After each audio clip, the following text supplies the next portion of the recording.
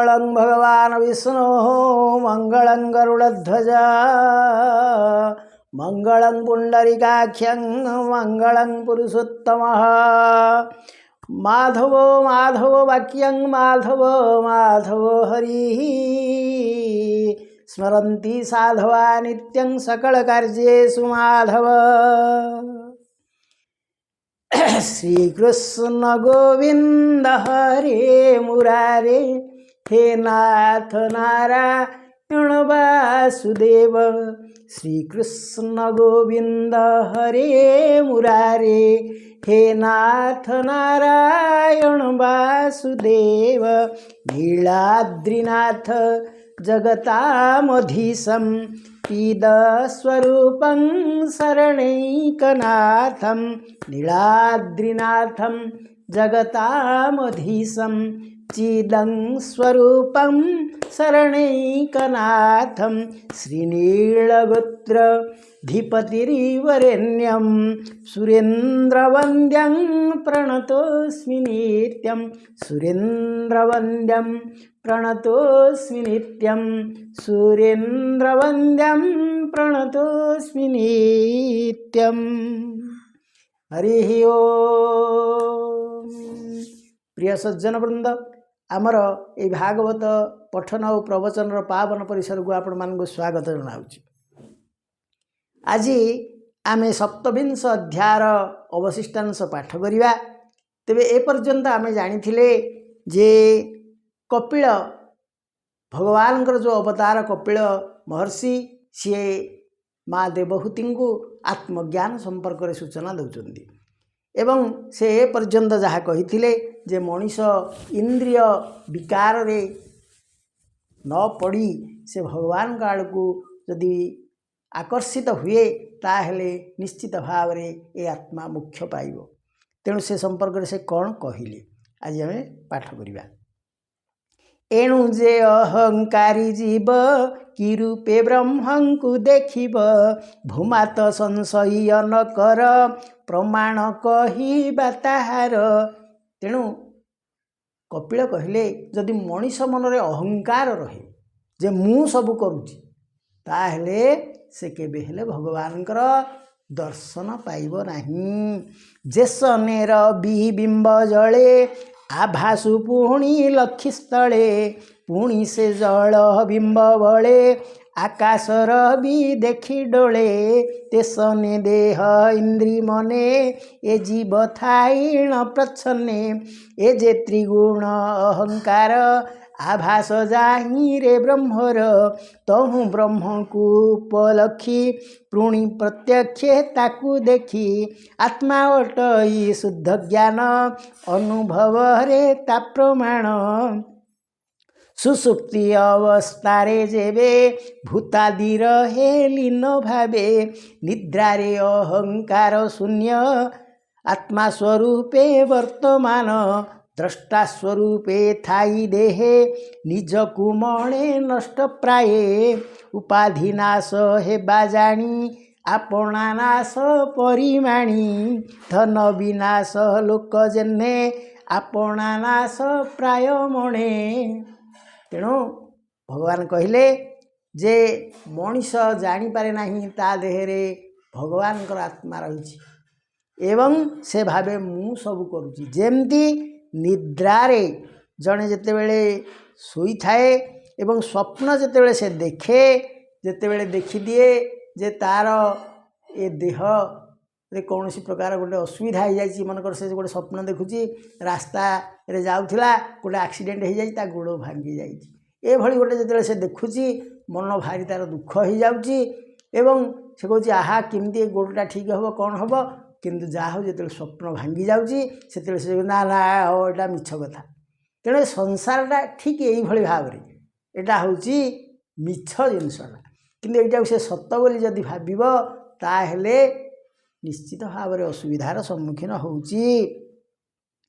जेमती गोटे लोकर उपाधिटी थिला सेठी नाश होगला सेतेबेले से भावुची मोर मध्य नाश होगला कहीं ना मनकर जड़े गोटे तहसीलदार थिले से निजर पावर देखैकरी यार जमीटा ता नाँ करदे ता जमीटा या नाँ करदे कौन सी एमती गोटे गंडगोल से करदे निजर पावर देखिक बा मुझे दस्खत करी ना जाऊ 8 दिन कही फाइलटा पकई दौरान किंतु जितेबाला चाकरी चली जाऊँगी तापर से निजक असहाय मनुंट आउ तो मोर कि ना मोर पदवी पलैगला तेणु ठीक से भाव से निजक भाव गोटे नष्ट हो गली से चिंता करुपरी कथा को से कहले जे निजकु मणे नष्ट प्राय द्रष्टा स्वरूपे थाई देह उपाधि नाश हेबा जाणी आपणा नाश परिवाणी तेणु उपाधि जो चली जाऊँगी मनुष्य भावी मु भी नष्ट हो गली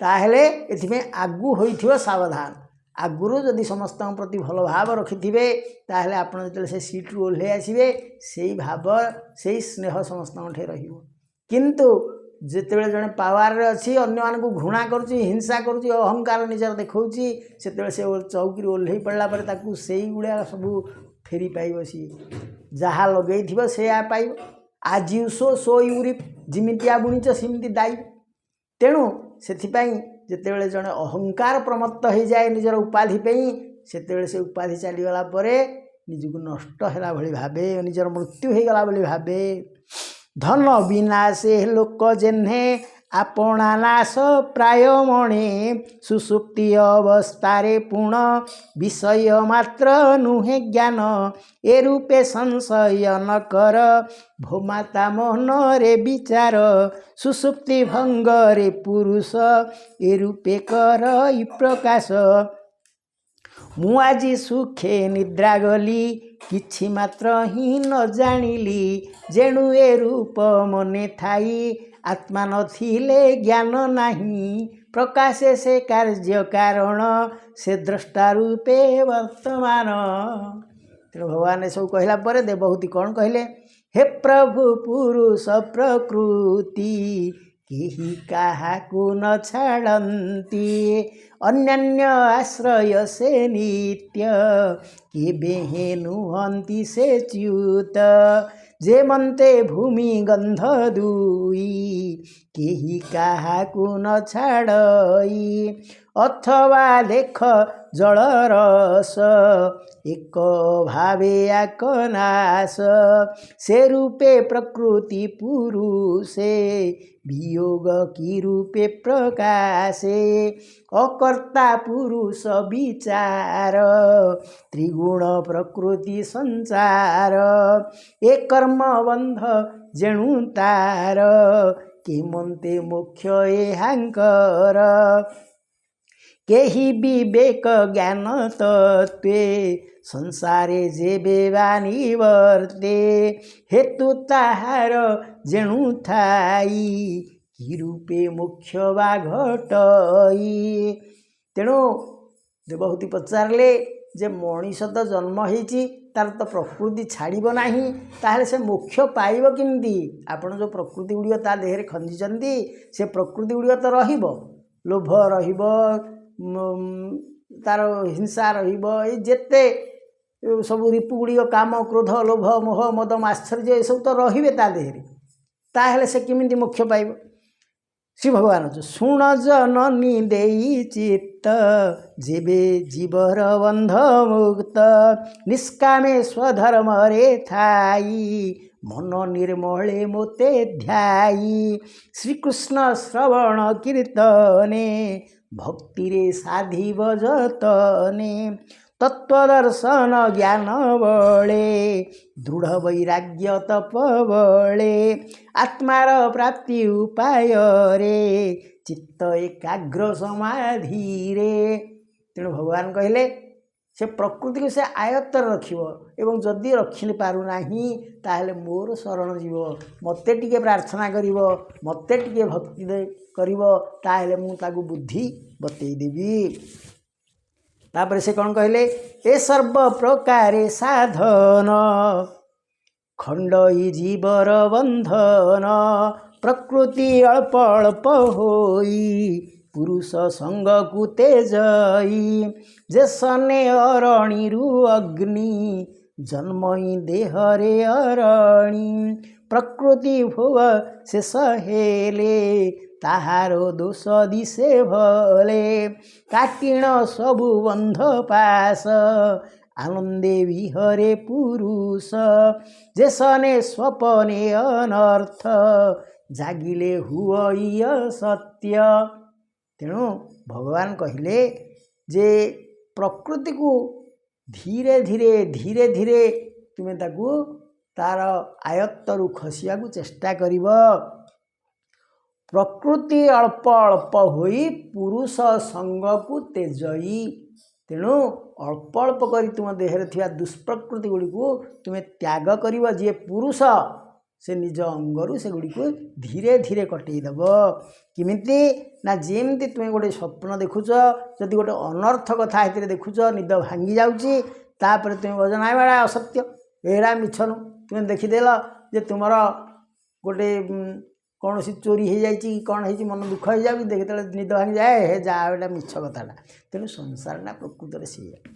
ତେସନେ ସଂସାର ଦିଶଇ ମୋ ମାୟା ତାକୁ ନ ଲାଗଇ ବହୁତ ଜନ୍ମ ଭାଗ୍ୟ ଗଳେ ଆଧ୍ୟାତ୍ମ ଜ୍ଞାନ ହୁଏ କାଳେ ଏ ରୂପେ ଆତ୍ମା ରାମ ମୁନି ବ୍ରହ୍ମଲୋକକୁ ତୁଚ୍ଛ ମଣି ମୋ ଭକ୍ତ ହୋଇ ମୋ ପ୍ରସାଦେ ଆତ୍ମାକୁ ଜାଣି ଅପ୍ରମାଦେ କୈବଲ୍ୟ ଧାମ ମୋ ଆଶ୍ରୟ ଲଭେ ମୁକତି ଆଦି ଶ୍ରେୟ ଲିଙ୍ଗ ଶରୀର ନାଶ ଯାଇ ଆଉଲେ ଉଠି ନ ଆସଇ।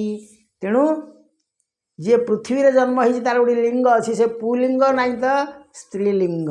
ତେଣୁ ଯେତେବେଳେ ଏ ଆତ୍ମାର ମୁକ୍ତି ହେଇଯିବ ସେ ଆଉ ଲିଙ୍ଗ ଭେଦ କିଛି ରହିବ ନାହିଁ। ସେ ନା ପୁରୁଷ ନା ସ୍ତ୍ରୀ, ସେ ଗୋଟିଏ ଦିବ୍ୟ ଆତ୍ମା ହେଇ ଭଗବାନଙ୍କ ଦେହରେ ମିଶିଯିବ।